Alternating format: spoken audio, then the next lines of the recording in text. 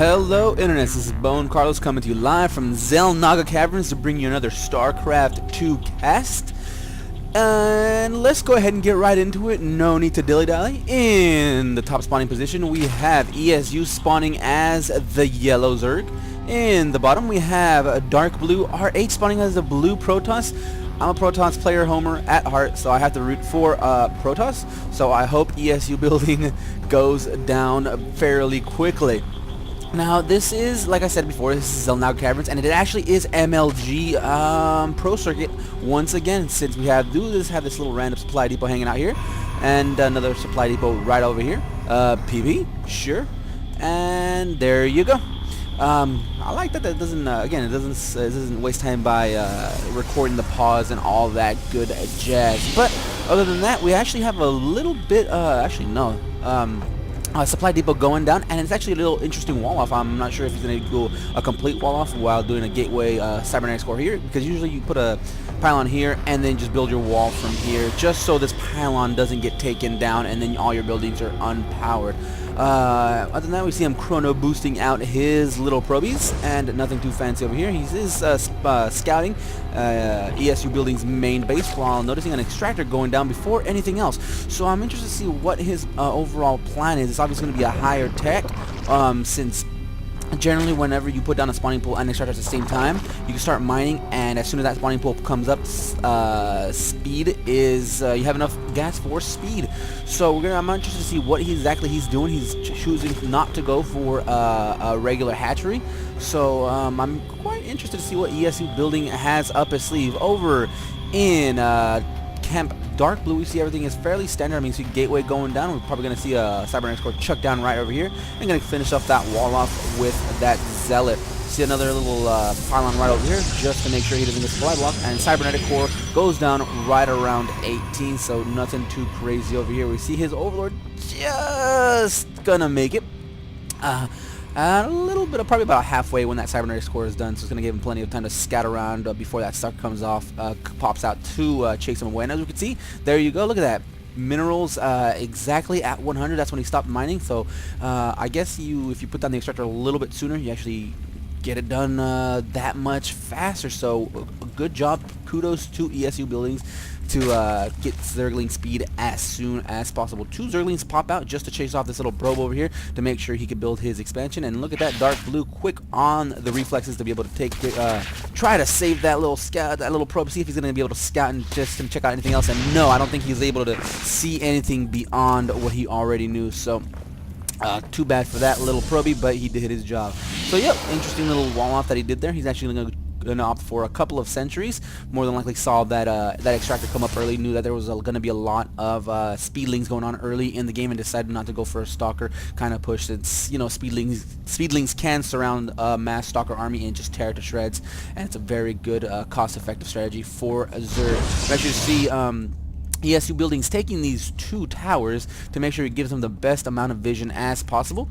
And as you can see, there you go, he has pretty much vision of the entire map, spreading his units out, his overlords, and taking those towers to get vision. And as we can see from Dark Blue, not much on his end. I mean, he is trying to start off his little expansion a little bit, but with the vision that he doesn't have, it's kind of iffy. I mean, 3 sentries and a zealot could potentially get torn apart if he's not real careful and he doesn't micro those force fields. If he doesn't plant those force fields down at just the right time. It's we see cyber warp gate research being done, but really there isn't any. There's just 1 more gateway, so there's 2 gateways and up against a lot of Zerglings. I mean, once he sees this many Zerglings on the field, he's probably just gonna get on home, gonna cancel everything, force field here, and try to stop these Zerglings from getting into his base. So effectively, ESU just canceled and is just pinning back Dark Blue in his base. Dark Blue doing the appropriate response by filling up these extra gateways to deal with just all of these speedlings just in this. Oh man,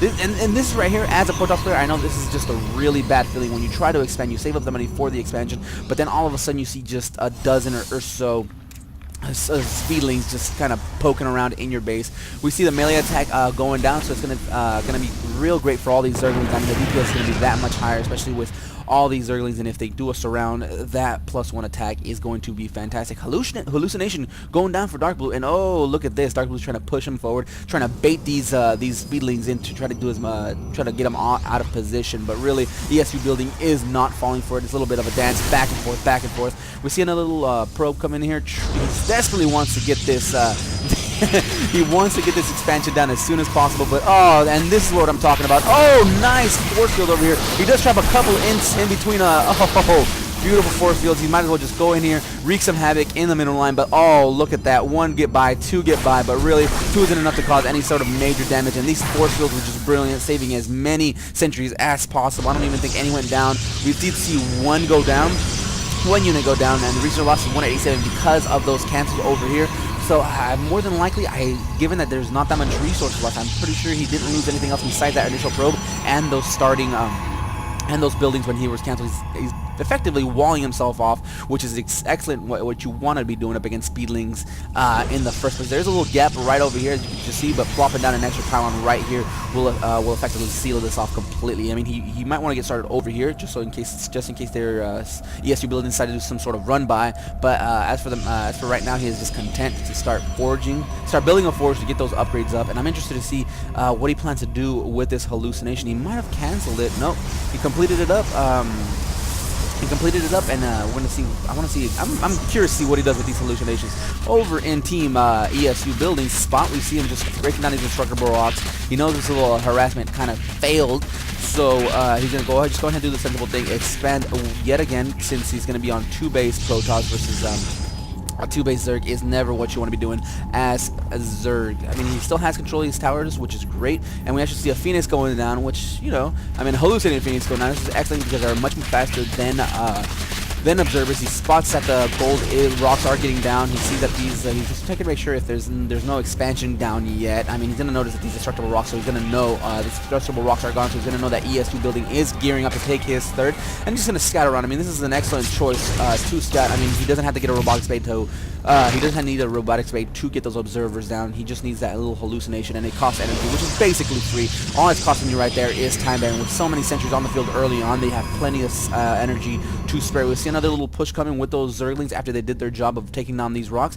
We're gonna see if hopefully he doesn't get caught out of position. We see the force right here in the middle. eSuBuilding pulls back. It would have been interesting to see just him rush forward and just take out as many probes as possible. Maybe sacrificing those things, maybe not. But you know what? This is why these guys are high Masters level player. Maybe they got something else up there. So the eSuBuilding trying to get that gold up, and we actually see Mutalisk on the field of play for those harassment purposes. I mean, he's gonna get blinked down in a few seconds, and which is excellent against Stalkers, but as of right now, they don't mean anything. And look at this four-field play, very fantastic, just sealing off all these little Zerglings, make sure they don't get into those very supple sentries, and oh, there's just too much DPS happening by this Mutalisk, hammering them from above, and we can see a nice little surround going by these Zerglings, and a couple hanging out, not really doing much. You finally get some micros them, 1A moves them, and this force is going to get wiped out by all these Zerglings. So Mutaling, always a viable option for Zerg, especially up against Protoss. And this pylon, poor little